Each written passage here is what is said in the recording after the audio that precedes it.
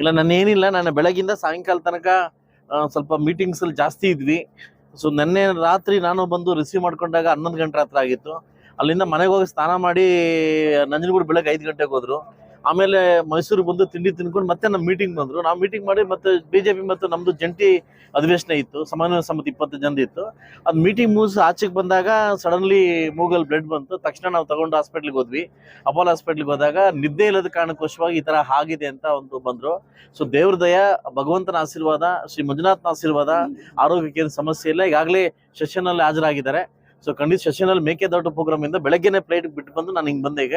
So ಖಂಡಿತವಾಗ್ಲೂ ಒಳ್ಳೇದಾಗಿದೆ. ಜನರ ಆಶೀರ್ವಾದ ಇರೋ ತನಕ ಕುಮಾರಸ್ವಾಮಿ ಅವರು ಏನು ಆಗುದಿಲ್ಲ. Thank you. ಇಲ್ಲ ನಾನೇನಿಲ್ಲ, ನಾನು ಬೆಳಗಿಂದ ಸಾಯಂಕಾಲ ತನಕ ಸ್ವಲ್ಪ ಮೀಟಿಂಗ್ಸ್ ಅಲ್ಲಿ ಜಾಸ್ತಿ ಇದ್ವಿ. ಸೊ ನೆನ್ನೆ ರಾತ್ರಿ ನಾನು ಬಂದು ರಿಸೀವ್ ಮಾಡ್ಕೊಂಡಾಗ 11 ಗಂಟೆ ರಾತ್ರಿ ಆಗಿತ್ತು. ಅಲ್ಲಿಂದ ಮನೆಗೆ ಹೋಗಿ ಸ್ನಾನ ಮಾಡಿ ನಂಜನಗೂಡು ಬೆಳಗ್ಗೆ 5 ಗಂಟೆಗೆ ಹೋದ್ರು. ಆಮೇಲೆ ಮೈಸೂರಿಗೆ ಬಂದು ತಿಂಡಿ ತಿನ್ಕೊಂಡು ಮತ್ತೆ ನಮ್ಮ ಮೀಟಿಂಗ್ ಬಂದ್ರು. ನಾವು ಮೀಟಿಂಗ್ ಮಾಡಿ ಮತ್ತೆ ಬಿಜೆಪಿ ಮತ್ತು ನಮ್ದು ಜಂಟಿ ಅಧಿವೇಶನ ಇತ್ತು, ಸಮನ್ವಯ ಸಮಿತಿ 20 ಜನ ಇತ್ತು. ಅದು ಮೀಟಿಂಗ್ ಮುಗಿಸಿ ಆಚೆಗೆ ಬಂದಾಗ ಸಡನ್ಲಿ ಮೂಗಲ್ ಬ್ಲಡ್ ಬಂತು. ತಕ್ಷಣ ನಾವು ತಗೊಂಡು ಹಾಸ್ಪಿಟ್ಲಿಗೆ ಹೋದ್ವಿ. ಅಪೋಲೋ ಹಾಸ್ಪಿಟ್ಲಿಗೆ ಹೋದಾಗ ನಿದ್ದೆ ಇಲ್ಲದ ಕಾರಣಕ್ಕೋಸ್ಕರವಾಗಿ ಈ ತರ ಆಗಿದೆ ಅಂತ ಒಂದು ಬಂದ್ರು. ಸೊ ದೇವ್ರ ದಯ, ಭಗವಂತನ ಆಶೀರ್ವಾದ, ಶ್ರೀ ಮಂಜುನಾಥನ ಆಶೀರ್ವಾದ, ಆರೋಗ್ಯಕ್ಕೆ ಏನು ಸಮಸ್ಯೆ ಇಲ್ಲ. ಈಗಾಗಲೇ ಸೆಷನ್ ಅಲ್ಲಿ ಹಾಜರಾಗಿದ್ದಾರೆ. ಸೊ ಖಂಡಿತ ಸೆಷನ್ ಅಲ್ಲಿ ಮೇಕೆದಾಟು ಪ್ರೋಗ್ರಾಮ್ ಇಂದ ಬೆಳಗ್ಗೆನೆ ಫ್ಲೈಟ್ ಬಿಟ್ಟು ಬಂದು ನಾನು ಹಿಂಗ್ ಬಂದೆ ಈಗ.